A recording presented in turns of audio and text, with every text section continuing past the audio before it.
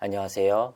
이진호입니다. 고 김세론 씨와 관련된 주제는 그야말로 마음이 너무나도 무겁고 힘에 부치는 일의 연속입니다. 특히나 가장 어렵고 고된 일은 김세론 씨가 생전에 했던 말들을 되짚어가는 과정 속에서 나왔습니다. 사실 인간은 누구나 거짓말을 합니다. 하지만 일반적으로는 망자가 된 사람의 말에 대해서 진실 여부를 따질 이유와 명분 자체가 없습니다.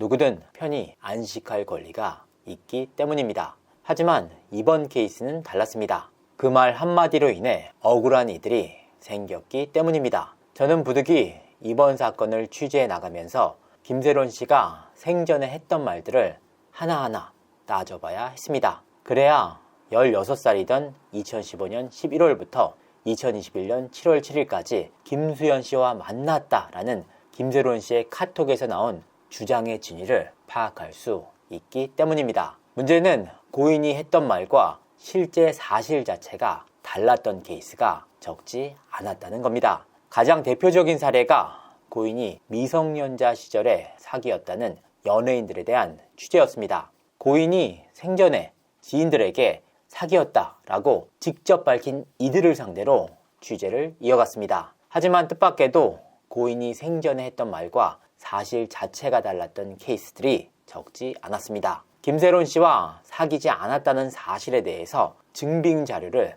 내놨던 인물까지 있을 정도였습니다. 명확하게 근거를 통해 확인이 됐던 사안이었습니다. 혼란스럽고 또 괴로웠습니다. 그래도 더 이상의 억울한 사람을 만들면 안 된다라는 판단 하에 원점에서 다시 하나하나 살펴봤습니다. 고 김세론 씨의 말들은 얼마나 사실에 근거할까? 이번 사안의 본질적인 물음 중 하나였습니다. 사실 김세론 씨는 2살 때 앙팡 모델로 데뷔한 이후 성공 가도를 달렸습니다. 영화 아저씨에 출연을 하면서 전 국민적인 인지도를 얻기도 했습니다. 그리고 성인이 된 이후에도 각종 예능에 출연하며 배우로서도 승승장구합니다. 대중들은 훌륭하게 성장한 그녀에 대한 응원과 지지를 아끼지 않았습니다. 하지만 2022년 5월 18일 음주운전 사건을 계기로 그녀의 삶은 180도로 달라졌습니다. 그런데 취재 과정에서 김세론 씨의 지인들은 하나같이 김세론 씨의 음주운전 사건에 대해서 억울한 일이다 라는 입장을 보였습니다. 김세론 씨에게 음주운전 사안에 대해 직접 이야기를 들었기에 가능한 말들이었습니다. 지인들의 이야기를 종합해보면 이렇습니다. 김세론 씨는 당시 주행을 한 것이 아니다. 대리운전을 불렀는데 주인이 계속 차를 빼달라고 해서 차를 빼주다가 단속에 걸렸다. 실제로 김세론 씨가 지인에게 이와 같은 취지의 주장을 하는 카톡 자료를 확보할 수가 있었습니다. 김세론 씨는 2023년 3월 진행된 본인의 음주운전 관련 재판에서도 이와 같은 주장을 내놨습니다. 당시 주장을 정리하면 이렇습니다. 첫 번째, 5월 17일에서 5월 18일로 넘어가는 자정에서 새벽 1시 30분 친구와 와인 2잔을 마심. 두 번째, 그 이후 친구 집 앞으로 이동을 해서 대화를 나누기 위해 대리기사를 호출. 차량을 친구 아파트 단지 앞에 주차. 세 번째, 아파트 주민의 요청. 차량을 옆 공간으로 이동해 달라라는 요청을 받고 다시 한번 대리기사를 불러서 이동. 네 번째, 친구 귀가 이후 지인인 A씨를 만나기 위해 신사동 주점으로 이동을 하기 위해서 또다시 대리기사를 호출. 다섯 번째, 오전 8시경 강남구 청담동에서 직접 운전을 하다가 가드레일, 가로수, 변압기를 차례로 들이받는 사고가 발생. 과연 이 주장이 사실일까? 그 내용들을 하나하나 따져봤습니다. 이를 확인하기 위해 당시 자료들과 문서들을 살펴봤습니다. 김세론 씨의 말은 사실과 거짓이 혼재돼 있었습니다. 이와 같은 자료를 토대로 확인한 사실은 아래와 같았습니다. 먼저 5월 18일 자정 친구와 와인 2잔을 마시고 대리운전을 불러 차량을 옆 공간으로 이동했다는 것까지는 사실이었습니다. 하지만 음주 사고는 완전히 별개의 건이었습니다. 음주운전 당시 상황을 재구성해보면 이렇습니다. 첫 번째, 김세론 씨는 당시 가수 연인 A씨와의 결별에 무척이나 힘들어 했습니다. 이에 2022년 5월 18일 새벽 4시 아는 동생인 김모 씨를 불러내 압구정동의 한 주점에서 폭탄주를 마셨습니다. 두 번째, 김세론 씨는 이후 자리를 노래방으로 옮겨 소주 2병을 마셨습니다. 세 번째, 김세론 씨는 노래방에서 동생 김 씨와 또 다른 지인 집으로 이동을 하다가 변압기를 들이받는 사고를 냈습니다. 5월 18일 오전 8시경이었습니다. 네 번째, 김세론 씨는 당시 호흡 측정을 거부했고 체열 검사 끝에 알코올 농도가 2%나 나왔습니다. 면허 취소에 해당하는 수치였습니다. 여기서 끝이 아니었습니다. 비하인드가 하나 더 있었습니다. 도로주행을 하지 않았다, 차를 빼다가 신고를 당했다 라는 사실은 애초에 존재하지 않는 일이었습니다. 더욱이 김세론 씨는 변압기를 들이받은 이후 곧바로 차를 정차시키지 않았습니다. 사고 미조치 후 어느 정도 달리다가 인근 골목길에 차를 세웠습니다. 사고 이후 차에서 연기까지 나면서 부득이하게 이뤄진 상황이었습니다. 차를 빼달라고 해서 차를 빼주다가 이뤄진 사고였다, 도로주행이 아니었다라는 김세론 씨의 말과는 너무나도 다른 정황이었습니다. 만약 김세론 씨의 말이 사실이었다면 동승했던 여성 지인이 음주운전 방조죄로 벌금형을 선고받는 일은 애초에 없었을 겁니다. 또한 수사 과정에서 이 동승자가 목적지를 자신의 휴대전화 내비게이션으로 입력을 했다는 사실까지 드러났습니다. 단순히 주차 위치를 바꾸려고 했다라는 김세론 씨의 말은 객관적 진실이 아니었다라는 의미입니다. 김세론 씨는 처음에 이와 같은 사실을 부인했습니다. 하지만 명백한 증거 앞에서 그녀 역시 어쩔 수가 없었습니다. 이후 이를 인정했고 1심에서 벌금 2천만 원이 선고됐습니다. 이와 같이 명확한 과정이 있었지만 김세론 씨는 선고 이후에도 지인들에게 차를 빼달라는 요청에 빼주다가 그랬다, 대리운전이 잡히지 않았다, 도로주행을 하지 않았다와 같은 주장을 반복했던 겁니다. 전 소속사와의 전속계약을 앞두고도 음주운전에 대해서는 사실과 다른 얘기를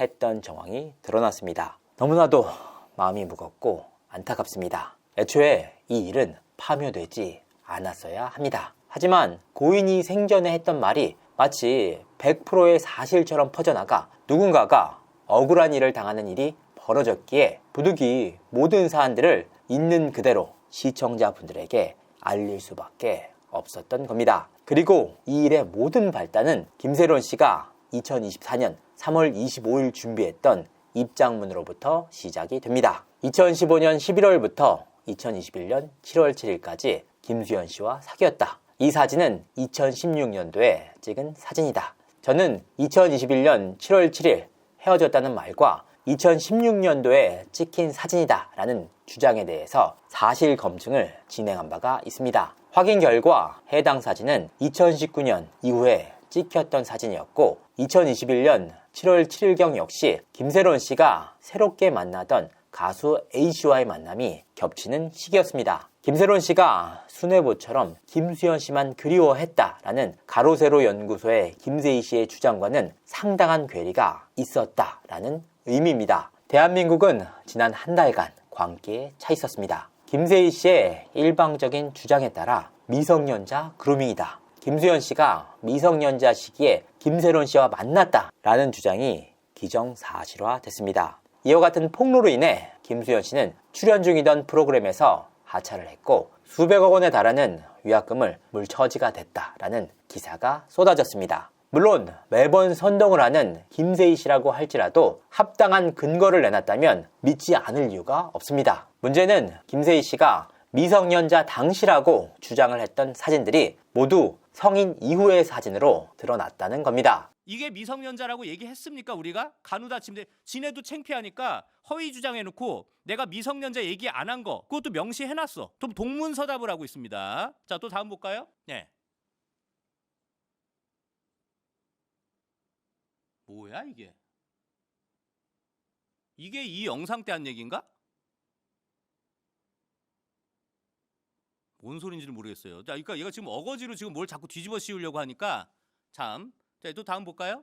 네. 2016년 6월 카톡 역시 원본을 공개하라 라는 요청에 김세희 씨는 그 어떠한 답도 내놓지 못하고 있습니다. 이런 상황 속에서도 많은 대중들은 여전히 이와 같은 김세희 씨의 일방적인 주장들을 기정사실화해 김수현 씨에 대한 비난을 이어가고 있습니다. 대한민국에는 무죄 추정 원칙이라는 것이 있습니다. 사법부에서 유죄 판결이 확정되기 전까지 무고한 사람으로 추정해야 한다라는 원칙입니다. 아직 결정적인 증거조차 나오지 않은 상황에서 김수현 씨를 일방적으로 비난해서는 안 된다는 의미입니다. 김수현 씨가 가세현 김세희 씨를 허위사실 명예훼손으로 고소를 진행한 만큼 이에 대한 수사기관의 판단이 나올 전망입니다. 그 결과가 나온 뒤에 욕을 해도 늦지 않다는 의미입니다. 대한민국에서 무죄 추정의 원칙이 반드시 지켜져야만 하는 또 다른 이유가 있습니다. 연예계에서도 그 사례가 분명하게 있기 때문입니다. 최근 활발한 방송에 나서는 한 방송인의 사례입니다.